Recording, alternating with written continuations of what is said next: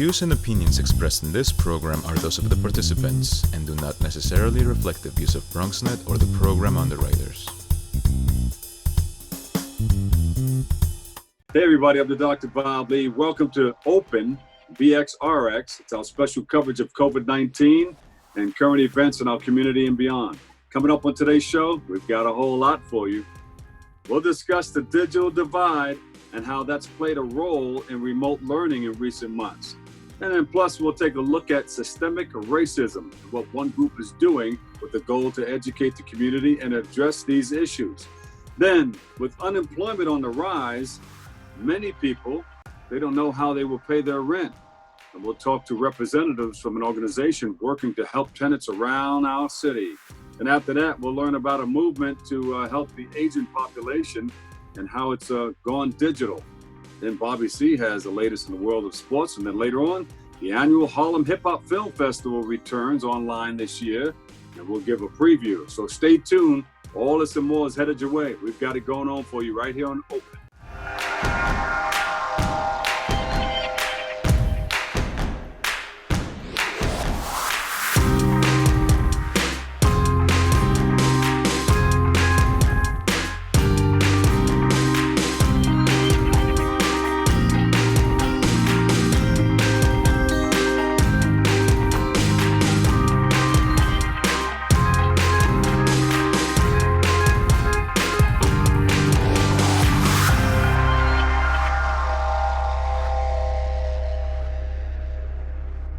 Welcome back to Open. You know, our first guest is the CEO and co-founder of First Tech Fund.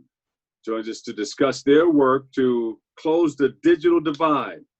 Very, very important. We welcome him, Josue De Paz. We welcome you to the show. How are you? I'm great. Thank you for having me. Yeah. Tell us about this digital divide that you're involved in. Yeah, so I think for me, I grew up undocumented and also grew up in a single parent household. And what I really experienced, what I really saw was my family didn't have enough money to afford a computer. And in my mom's day-to-day job, she cleaned houses and took care of children in more affluent communities. She just saw how much further ahead kids were who had access to these things in their homes. So she really made it her mission to get me that laptop, and I think it just changed my entire educational experience. I started doing well in school, and then eventually got $200,000 worth of scholarships over 8 years, including a full ride scholarship to college. So, all right. I experienced the digital divide myself as a kid. And I think with the COVID-19 pandemic, I think it just brought to light how big and how massive these problems actually were in our community. It is. It's in a lot of neighborhoods. It's been around way before the pandemic. And I think the pandemic has uncovered a lot of this. And so the digital divide is here. And especially when you're trying to go back to school, you find that a lot of people won't be able to go back virtually because maybe they don't have Wi-Fi, they don't have a computer, they don't have a laptop. They don't have the equipment that they need in order to make it happen. Right. So what are some of the things that your organization is doing to help with that? Yeah, of course. So our program is really designed to provide students with a laptop that they can keep, a Wi-Fi hotspot, and then really the professional development in the form of webinars for the school year. So students will really get the opportunity to hear from young professionals about different careers that they can pursue and really also learn kind of the digital skills that are necessary for the jobs of tomorrow. Yeah. We very much believe in the concept that you can't be what you can't see. And if you don't see people who look like you in a lot of the different jobs that are out there, it's hard to envision yourself in the same jobs. Growing up, I knew I could be like a lawyer, I could be a doctor, or I could play for the Yankees, right? But all of those careers were only things that I saw on TV. I didn't know anyone who did those careers. So it was really hard for me to envision myself doing those careers because I didn't know the day-to-day of what people did in those careers. I didn't know the challenges of those careers. I didn't know the path to get there, what I needed to study in high school versus what I needed to study in college. So through First Tech Fund, you're opening up this. You're creating the awareness that people can get the equipment necessary so they can experience these things virtually. Is that right? Exactly. So I think the equipment is just the first piece of it, but I think it's really teaching folks how to leverage the equipment to find opportunities that really serve them and serve their future, ensuring that they can use these opportunities to really succeed and maximize their growth. But how do you get the technology into these areas? Wi-Fi, computers, laptops. Of course. So our program will be choosing 50 students from applicants, from folks that submit an application online. Oh, gotcha. And we will be dropping off the laptop in the hotspot personally to these students. Because we know sometimes, like even in my own building, like the mail is not always reliable. So, and we want to make sure that students get the equipment they need. So we'll be making sure that they do get it. Yeah. But it is an application process. There is application online, and they do have to fill out an essay. So do they go on your website to get that application? Yes. So they can go to firsttechfund.com/apply. Or if they want to apply in Spanish, that's also available. It's firsttechfund.com/solicitud. There you go. And so what are some of the other programs that you have that you're working on that you want to let us know about? So really, this is kind of our first year. We were founded in 2020 because we saw how the digital. I like that. You were founded in 2020 because you saw. So that means you have 2020 vision. You're on it. Go ahead. Like I used to work at Girls Who Code, and like I also did a lot of volunteer work with a company called Children's Scholarship Fund. And through that, like I was always mentoring students and telling them like, whenever something like happens to you where maybe it's not the best circumstance or you're going through something tough, there's always a window of opportunity. There's always something good to get from the chaos, from the hardship. So that's kind of what I wanted to do, is like show students that like I'm practicing what I preach. Opening a nonprofit during a pandemic is tough, but it's possible. And I want to be able to give back to my community. I want to be able to affect change in our community. So I think like that's kind of like why we started. And so this is our first year. It's our pilot program. So we're doing 50 students, but we hope the next year, once we get more funding and we're able to connect with corporate partners, we'll be able to expand the number of students that we can serve. Okay. Oh, you're looking for more funding right now, right? We are, yeah. So we are in the process of. Who are you looking? You're looking for corporate or individuals? Both. So if folks can, we encourage them to donate on our website. Oh, there you go. Go ahead and ask for it. Yeah, we don't totally encourage if folks do have the money and want to give back, want to contribute towards the education of a young person and of equipping them with technology. Our donations are live, but we are also looking for corporate partners to really step up and to provide the support so we can really maintain and also scale our programs, scale the number of people that we can reach and the lives that we can change through their support. Well, thank you so much. Give us the website one more time. You got a website or social media? It's firsttechfund.com, and on social media, you can follow us on Instagram, on Twitter, and on LinkedIn at firsttechfund. Josue. There you go. Yes. There you go. Firsttech.fund. Let's say it again. Firsttechfund.com. One more time. Go ahead. Firsttechfund.com. There you go. Say 5 times real fast.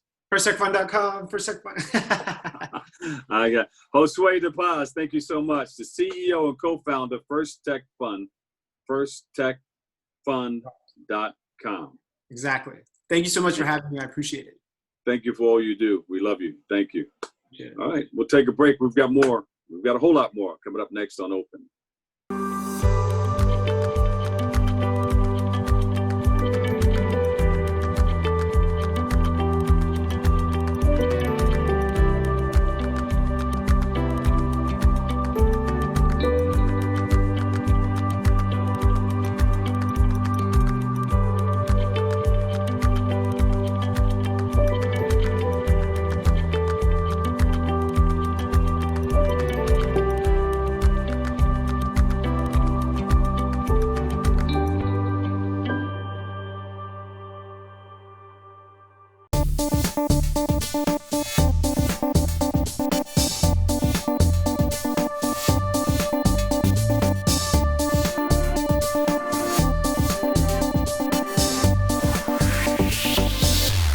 Welcome back, everybody. I'm the Doc Bob Lee from 107.5 WBLS, and you're watching Open.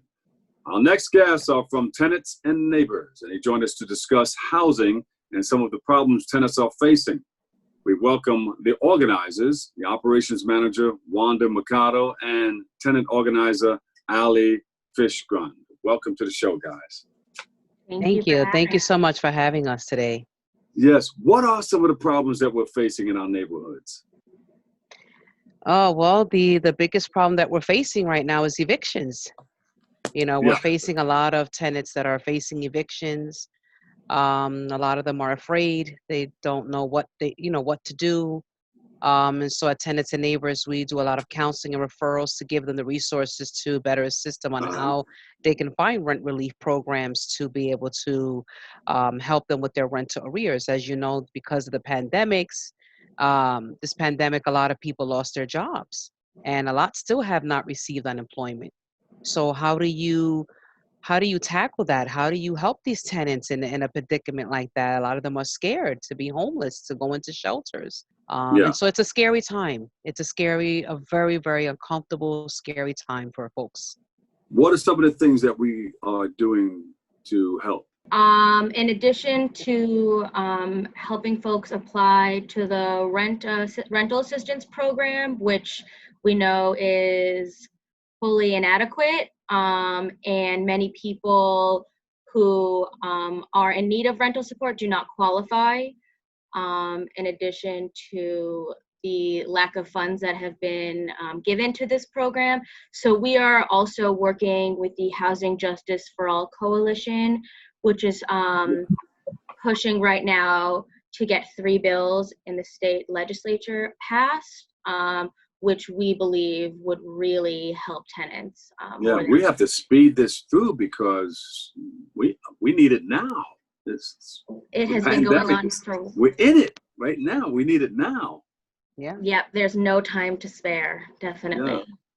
So we're pushing to cancel rent, as you know, that campaign has been going along, and a bill has been proposed in addition to a couple of others that we think would really support tenants. And how's that working out, this canceling rent? Because a lot of landlords are saying, hey, you know, I need this money, but a lot of people say, well, you need the money, I can't pay it. Yeah, so the idea is that, so there is a cancel rent bill that we are working on getting passed, and basically it would cancel rent and all rent and mortgage payments, and funds would be prioritized to smaller mom and pop landlords. While we do believe that many of the bigger ones, especially the ones that we work with the tenants of, they do have the funds, but we do want to make sure that no one is slipping through the cracks. Yeah. What were you guys doing, Wanda? What were you guys doing before the pandemic?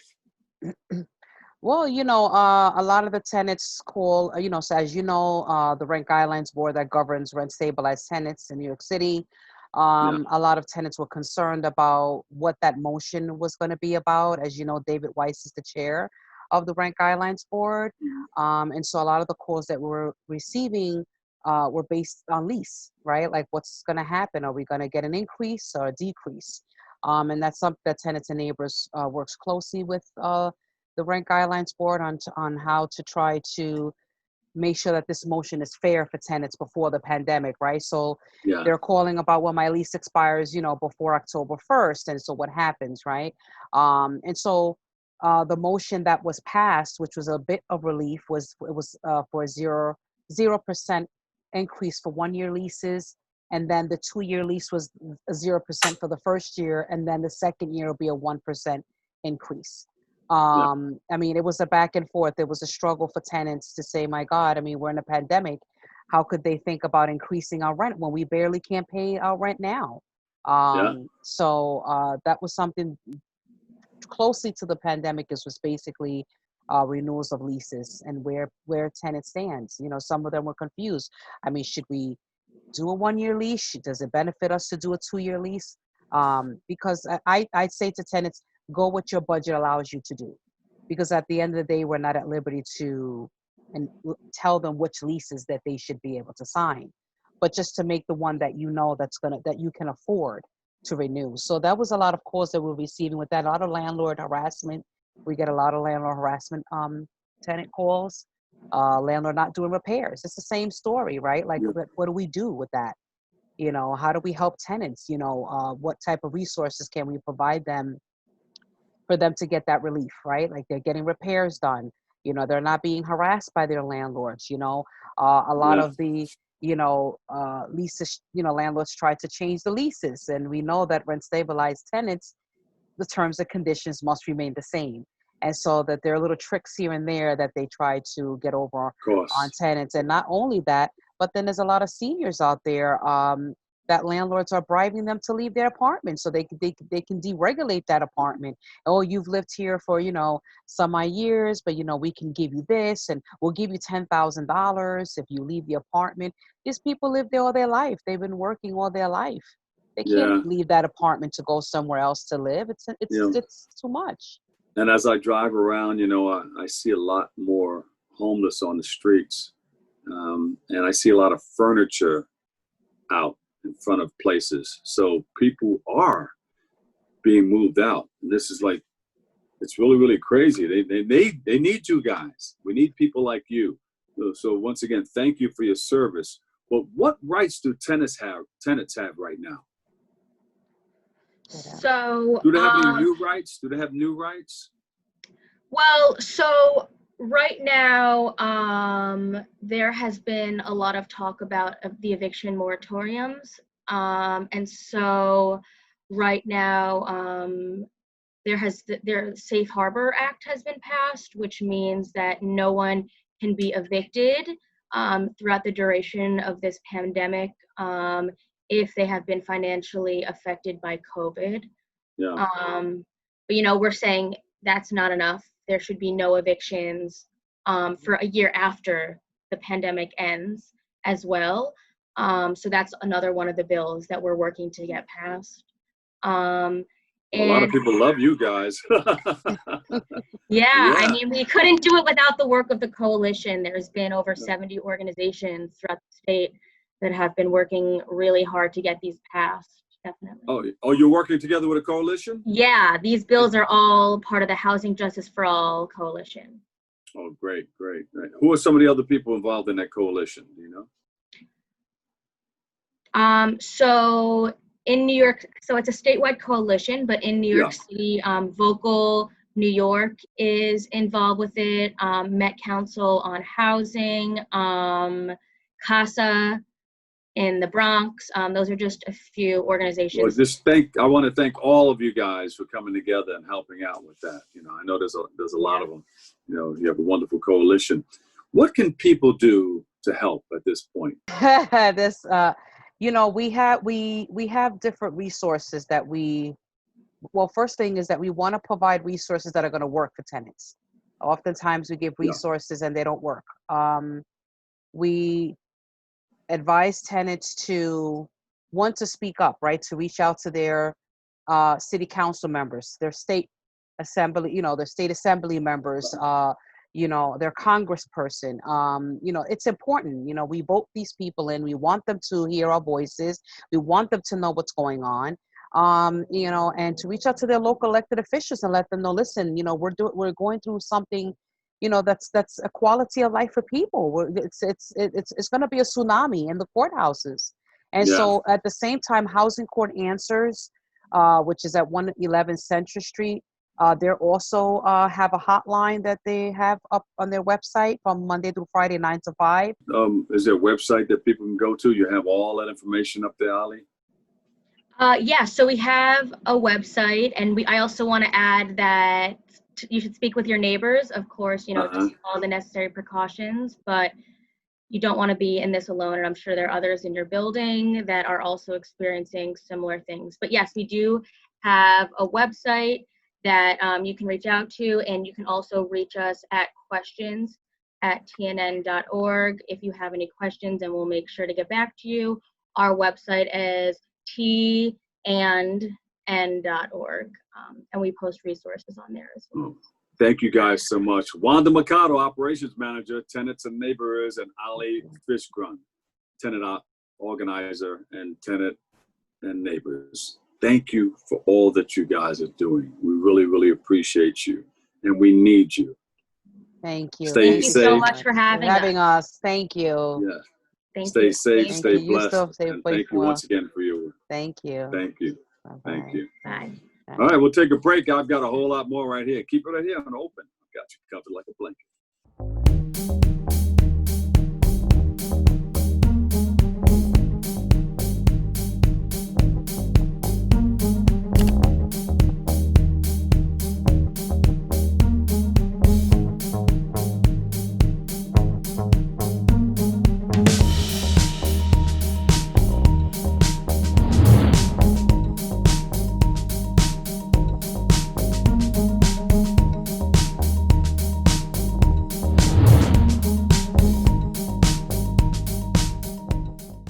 All right, welcome back, everybody. Once again, of the Doc Bob Lee. Our next guest is the Bronx Leader. He's a leader, and he's with the Justice Committee, and he joins us to discuss their work. We welcome Riko Guzman to the show. Riko, welcome. Peace, everybody. Thank you for having us. Tell us about all this noise you're making out in our community. First and foremost, I appreciate you having us there. Having a platform like this really makes a lot of difference in the movement that we are creating out there. The Justice Committee has been around for over 40 years. We've been doing this for a little while now. We're talking about we're talking about dealing with the battle of ending police violence and ending systemic racism So in New York. stirring things up, making some noise, just letting everybody know what's going on, right? Yeah, I would like to say we've been doing so for a little while now. Yeah. And it's becoming more popular and popular as the time goes by. Uh-huh. So tell us more about the work. Tell us more about the great work you guys are doing. Well, realistically, one of the great things about what we do is that the heart of our work is organizing and uplifting leaders from families who have lost loved ones from the police violence, because who better to advocate for these issues than those who are directly affected by them? We empower New Yorkers to do about 5 things. These 5 things are pretty simple, right? We empower New Yorkers to demand police accountability. 2, to reduce NYPD's power. 3, the budget and role in our daily lives. And most importantly, I think to build true community safety. And so that way we don't have to rely on law enforcement and criminalization in our communities. It is so important to recognize that. Our work varies. We have a bunch of different tactics. For example, we use direct action. We do cop watch. We do public education. We do campaigns around accountability, justice, and systemic racism. And we also develop safety practices to decrease law enforcement. So that means you develop safety practices. You're telling people what to do when approached by an officer, things of that nature. Yeah, not only do we tell people what to do, but we also work with the communities to understand that, because these practices may look different in different places. So we provide a general infrastructure that one community can build upon in their area. Yeah. So, for instance, in our neighborhoods in the Bronx, Brooklyn, Queens, the 5 boroughs, those are like under the same police headquarters. So, what do you tell people then? But policing may look different depending on the borough and depending on the section of the borough. Okay. For example,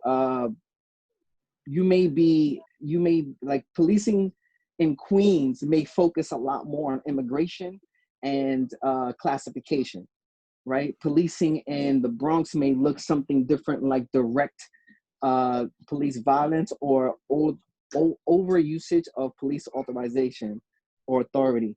In Brooklyn, it may look like we were talking about, like using political figures to the police advantage to make things change in different ways that encompass on what a community looks like. So depending on where you're at and what section you're doing, it looks different. Are you being helped by elected officials? Are they supporting some of the programs that you're doing? That is interesting. There are some political figures that have worked with us in the past and currently work with us on particular campaigns. Yeah. So what do you want people to know? I know things are different in different boroughs, but some of your main programs are trying to educate people and create the awareness, right?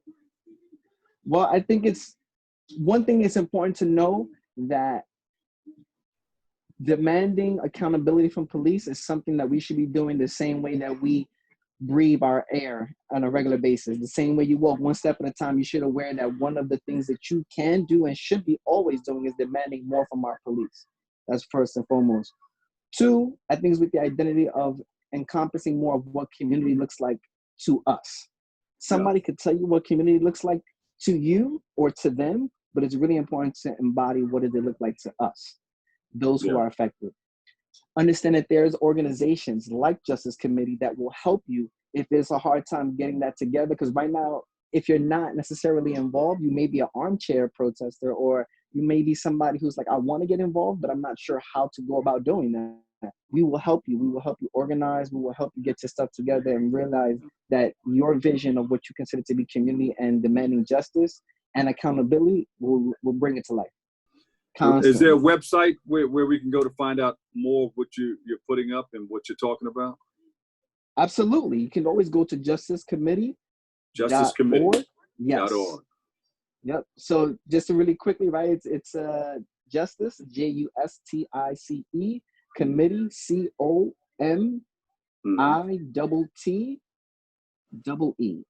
Yeah. All right. Hey, thank you so much. Nice talking to you, and good luck with everything. All right. Thank you for having us and join the fight. You got it. All right. Riko Guzman, Justice Committee. That's where he's from. Power to the people. Let's do it. You got it. Thank you for what you're doing. We'll take a break. I'll come back with a whole lot more next right here on Open.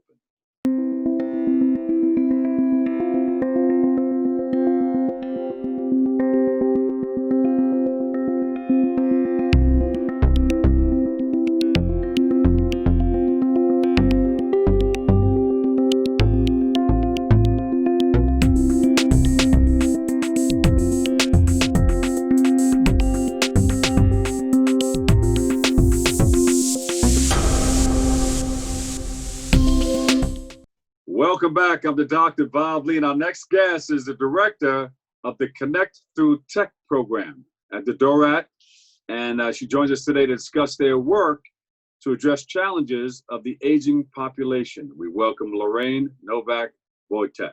We welcome you to the show. Thanks, Bob. I'm glad to be here. Tell us about the great things that you're doing working with our aging population. Sure. So DOROT is an organization that's been in existence since 1976. And we've been serving older adults and volunteers and professionals and all of that time. Our goal is to bring people together for social connection and the access to resources that allows older adults to live independently in the community. DOROT, what does it stand for? How did you come up with the name? DOROT is actually a Hebrew word, which means generation. Generations. Yes, all of our work is about bringing the generations together. So we have everything from the youngest of children and families, working with people all the way up into their hundreds. You started this program, you said, a while ago, and has anything changed since the pandemic? Yes. So everything at DOROT has, as it has in the rest of the world, has changed very much since the pandemic began. We think of this as a time of physical distancing rather than social distancing, because we really want people to still feel like they can be with their friends and their families, and have ways to be, active and engaged, with their community and with their loved ones. In the Connect Through Tech department, which is the programs we were going to focus on today, we've moved a lot of our programming that was happening in home to happening virtually. So we're doing a lot of programming over the phone and through video conferencing. And we actually have a very long-standing program that has always operated over the telephone. And you do that because I know you were doing the weekly and monthly occasional one-on-one time opportunities with the elderly. How do you accomplish that now?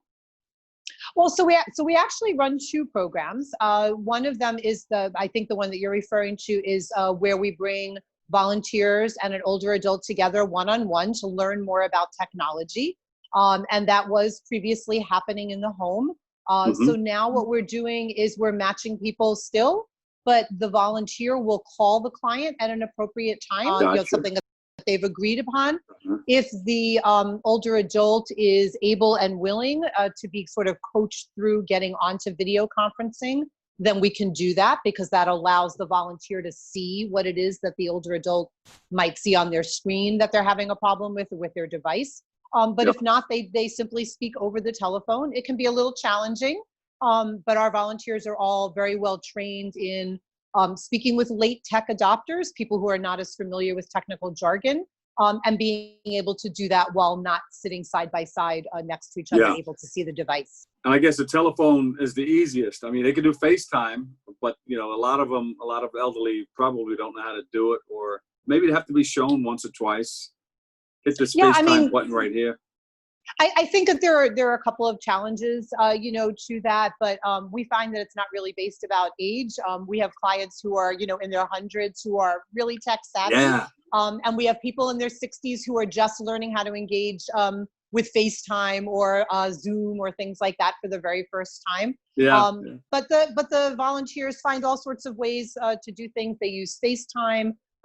People that are taking pictures with their smartphones and emailing it to the volunteer or texting it to them. And sometimes we just simply talk, and walk people through, tell me what you're seeing, and, just use really descriptive language.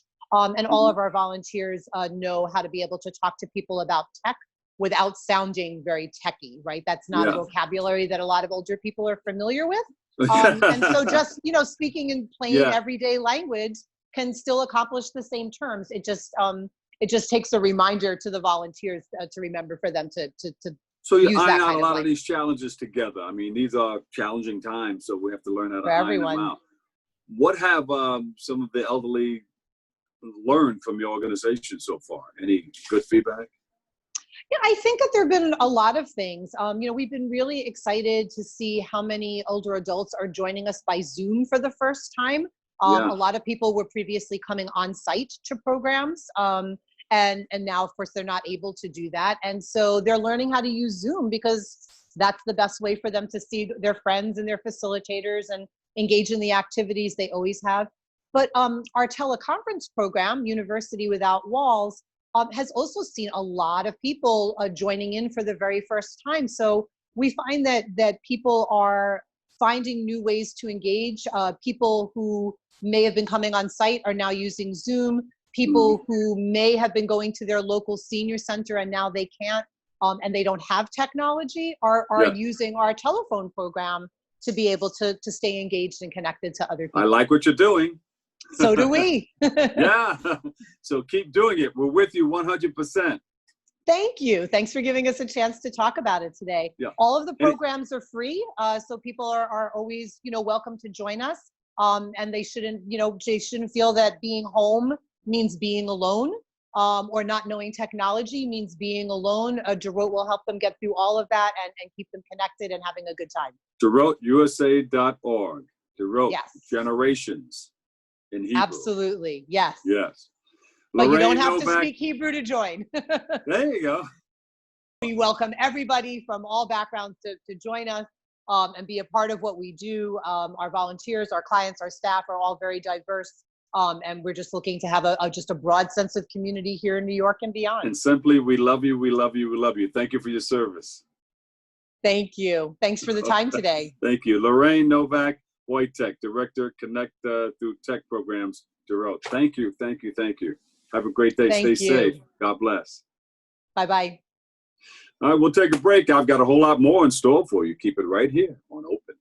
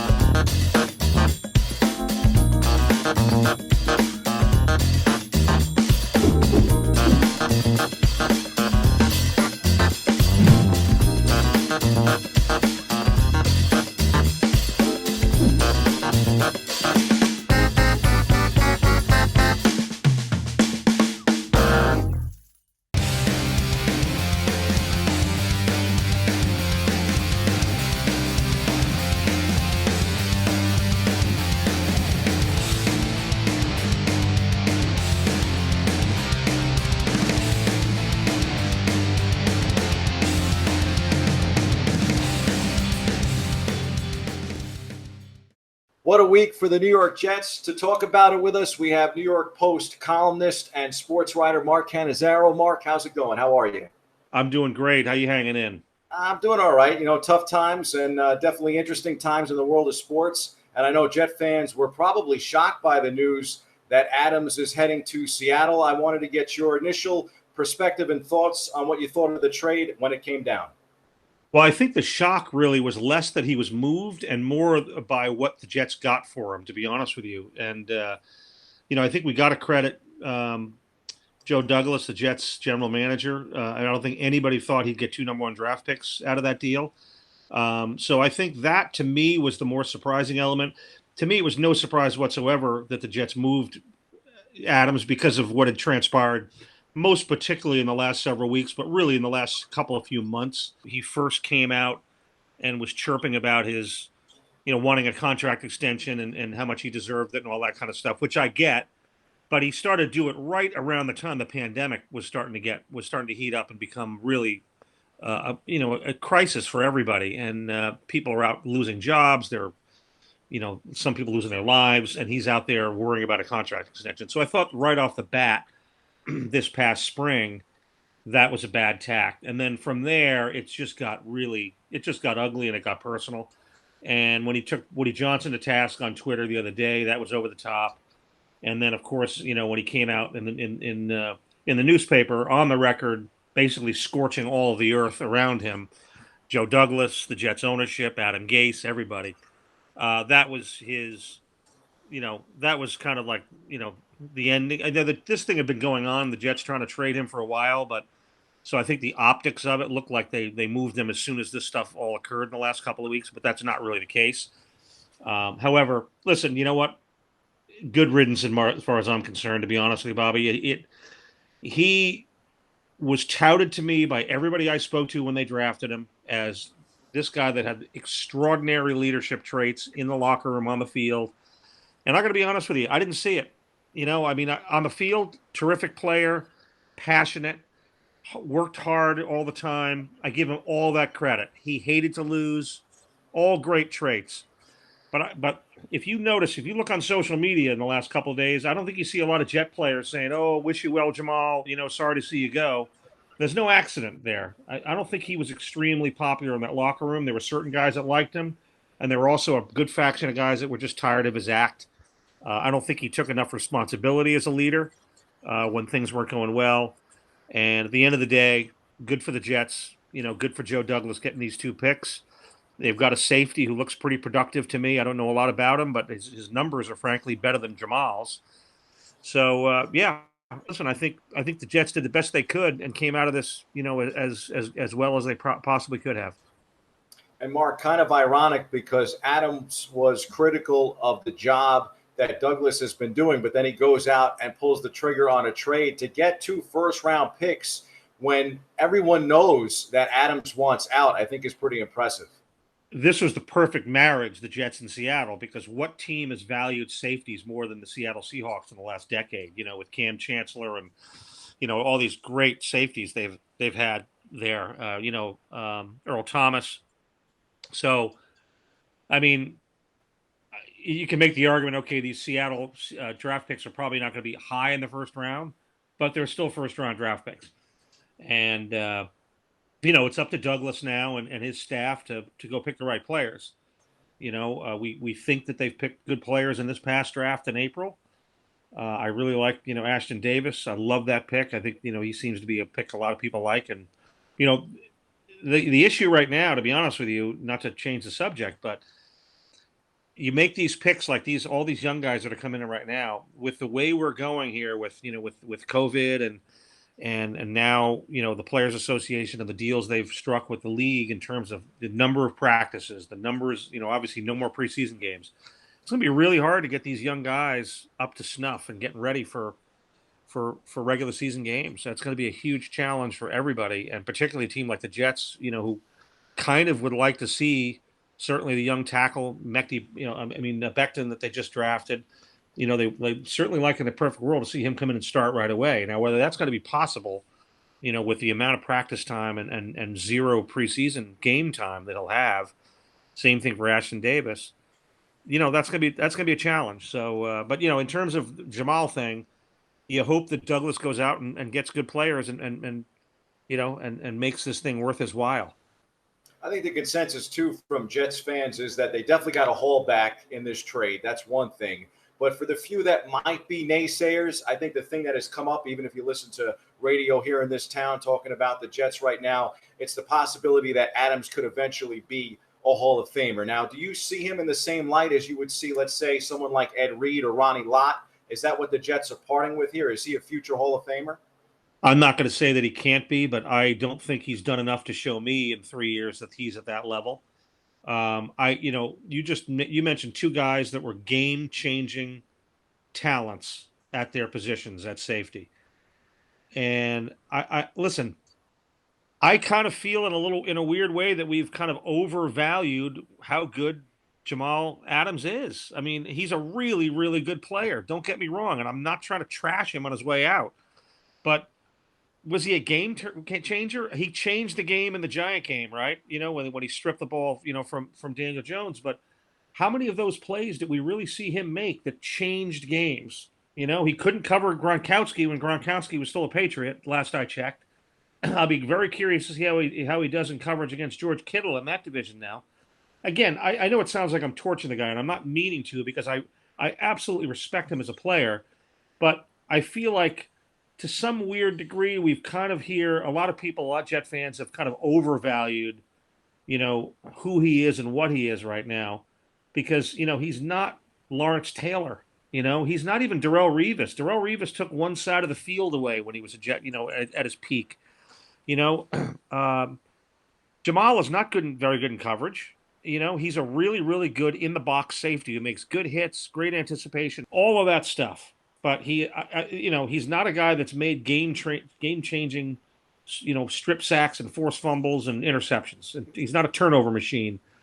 Ronnie Lott, Ed Reed, those guys changed games. I mean, they struck fear in the opposing, offenses and quarterbacks in particular. So I don't know that Jamal Adams was that guy, really, to be honest with you, in the last 3 years yet. And that's not to say he can't be down the line. I absolutely agree. And in all honesty, I'm still encouraged by the future for the Jets. I think this move will play out real well for them down the road. And, maybe they can end up winning another Super Bowl, and I'll have a different jersey behind me as opposed to Joe Namath when we talk about legends here in this city. Maybe you'll have an Ashton Davis jersey behind you. Maybe. That'd be kind of cool. Before we let you go, Mark, I mean, the pandemic, of course, has been interesting times for everyone, and especially for you, because you drop a book in March, right behind you, actually, 7 Days of Augusta. Have I do proper product placement here, Bobby? Yes, absolutely. A month outside of the Masters. How has it been now having another book? You already have a Jets book, but another book in the fold, and trying to encourage people to read it during the pandemic. Well, I mean, there's only so much encouraging I can do. I mean, the book did come out in March, a month before the Masters was supposed to be, and I had a lot of things planned Augusta week, with some book events and whatnot that obviously were put off. But I think the response has been really good to the book, to be honest with you. I did a few spots. I think even on with FUV with you guys, and with your Fordham project there, and what I'm kind of hoping is that the Masters does get played in November, and maybe we get a little bit more of a bump in November again. But it's a fun book. It was a great project. It was kind of the project in my eyes was to try to bring the reader to the Masters for that week that I'm there every year, and the things that I see and have seen over the years. So it was kind of a unique thing. It wasn't just about Tiger or just about one Masters or anything like that. It was kind of what I thought was kind of a cool overview with regard to kind of the things that I've seen out of the 25 Masters I've covered. I'll be going to the 26th, hopefully in November, and we can talk about it more back then, when that comes around. That's awesome, Mark. Congratulations on the book, and I'm definitely hoping to see you in the press box at an NFL game sometime soon, or maybe even out at one of these major golf events. Sounds good. Maybe U.S. Open in Winged US Open would be good. Great to see you. Thanks so much. Congrats again on the book. Good talking to you. Thanks for having me on.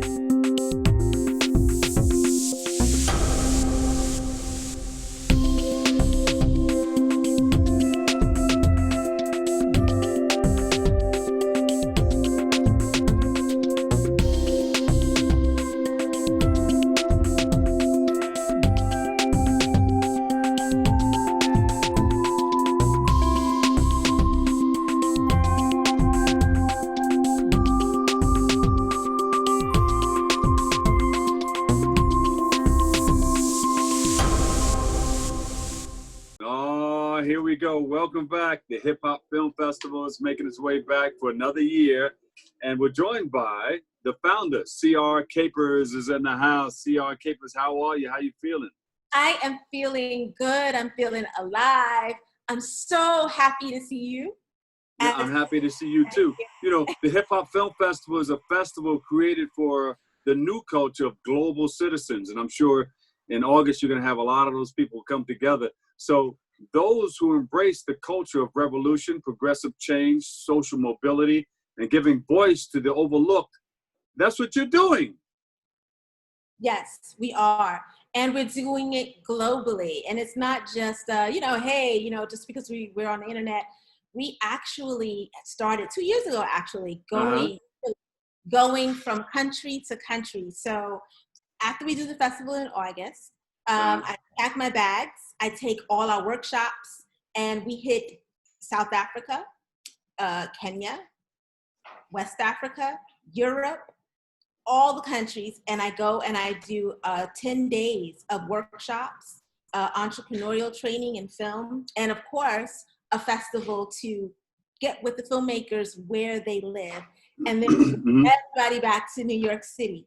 So you're still going to be able to travel? Well, Corona, but we're hoping once they lift the travel restrictions, we can get back on the road. But for now, we're doing live events with all the filmmakers where they live. We're doing it, right from our homes, from the comfort of our homes. Yeah. This interview. Well, yeah, this is the new way we do it. I mean, you can get everybody online. Remember Skype? Yeah. We used to do the Skype thing, but now you got the Brady Bunch Skype. Everybody can jump in there like that. Yeah. And you can have people come in, could say right under the thing, China. Exactly. Such and such from China and from Kenya, and have people wrap it like that. Yeah, and that's what's happening. And it's amazing because this year we've, continued our relationships with distributors to pick up films from these amazing filmmakers. Netflix has come on board. Amazon Studios has come on board.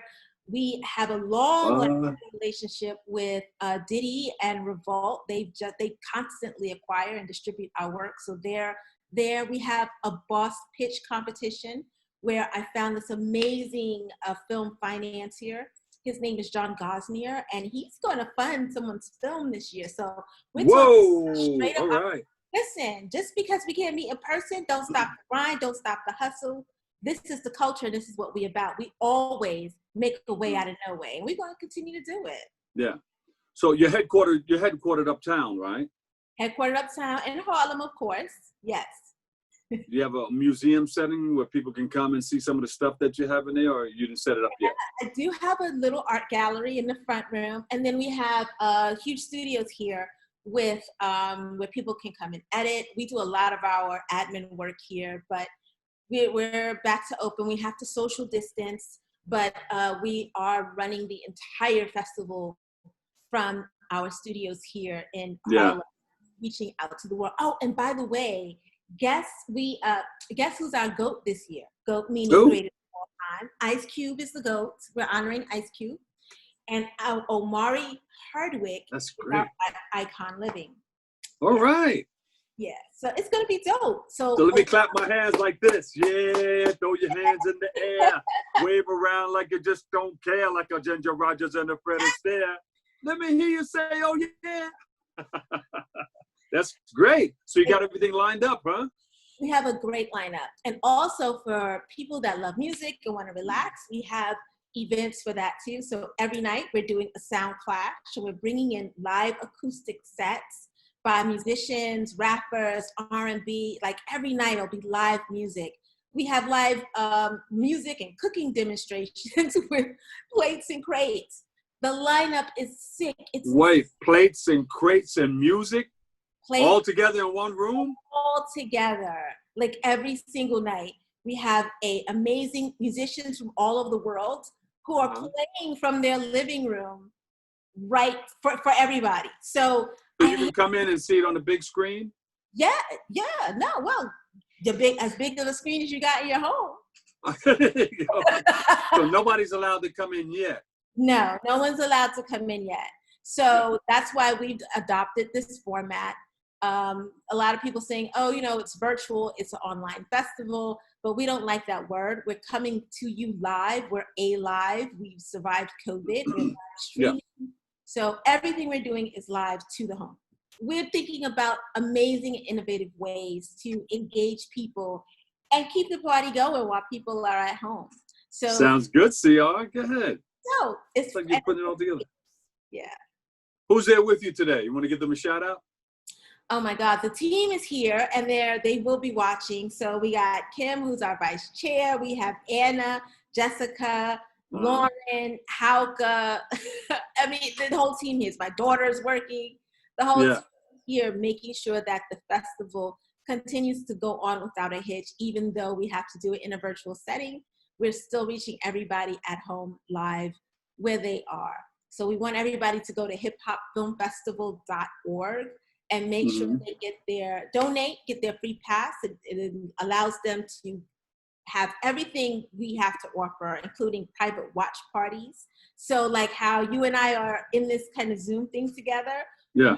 How we developed the technology where we can actually watch a movie together. I like that. I like that. Like it just, you and your crew.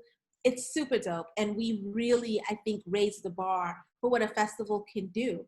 But I'm not surprised. We're the culture. This is what we do. You're the culture. We make it hot. How'd you get that backdrop back there? I like that. Because we're the culture. We make it hot.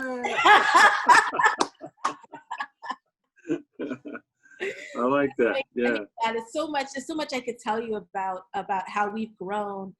And I mean, we've gotten so much amazing press this year, but I always will run and stop and drop whatever I'm doing because you've been with us from the beginning and you've always given us time and supported, and we love you. You know what I mean? So thank you so much. We love you too. And thank you for continuing to create that awareness that we love so much in our community. Let us know what's going on. We want to know. I know. And also, so here's another thing. So, we are now a 501c3. We've been a 501c3 for the past 2 years. So this year, the passes to the festival are free with a $40 donation. So it's tax deductible. So if you get a pass, $40, take it off, write it off, and then enjoy everything that we've lined up for the festival. And it's really good. And what it does is it helps us to continue to go around the world, to go and help young people understand this business of film, get their stories done, teach women skills in film. And it's super important that we reach everybody in these film deserts because our stories do matter. There you go. All right. So you have your website and everything and social media. Tell us about it. Okay, so the website is harlemfilmhouse.org. That's the major nonprofit. You can see all the programs that we have, including the Hip Hop Festival. If you want to go to the Hip Hop Film Festival and join us and support stories from the culture, I invite you to come to hiphopfilmfestival.org, like you see behind me. Good. I see. hiphopfilmfestival.org. Join us on Instagram at hiphopfilmfest. NYC. You can just find us or just Google Hip Hop Film Festival. You will fall right into us. We take over the whole thing. We got everything. You can find us anywhere you want. There you go. Before we go, what stands out in your mind? I mean, people have put together a lot of wonderful projects, and I know you got one or two or three in your mind, all of them, but you got to pick one or two. That really stands out in my mind is, so I'm a sci-fi buff, right? I love movies and I love science fiction movies and the nerd. The films that we had come in this year under the sci-fi banner blew my mind. There's one called The Golden Record that was just amazing. We have, so between the sci-fi and the psychological horror movies that have come in, like our brothers and sisters in the culture are really amazing at this movie game. They are driving the content and culture. So I'm so happy that we're able to provide this platform where we can introduce their work directly to people like Netflix, directly to the Hulus and Amazons. So that's what really, really surprised me this year, just how we've grown and how many genres that we have of stories that we're telling.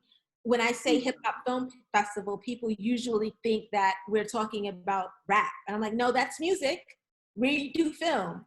And we do film well, and we do it across genres: science fiction, love stories, dramatic stories, funny stories. All these types of stories are here. So it's our honor and our privilege to be able to present all these amazing stories to the world and give the filmmakers a way to feed their families and employ their communities at I'm loving it. the same time. There you go. And I'm open to get involved in one of your films. I want you on board, okay? You got it. Here. I'm there. Okay. I'm open to that. Okay. Give me a website one more time where we can go and check it all out. Please come to hiphopfilmfestival.org. Remember, your pass is tax deductible, $40 the entire festival throughout the entire month of August. And don't forget, August 11th, with BronxNet is helping us produce a global rap cipher. Woo! Global. Watch out. The founder is in the house. Hey. CR Capers, the founder. And she's with the Hip Hop Film Festival. Thank you, thank you, thank you. Thank you, Bob. I'll see you at the festival. I'll see you at the festival. We love you. Stay safe, all right? God bless. You too. We'll take a break. We've got more on Open coming up next.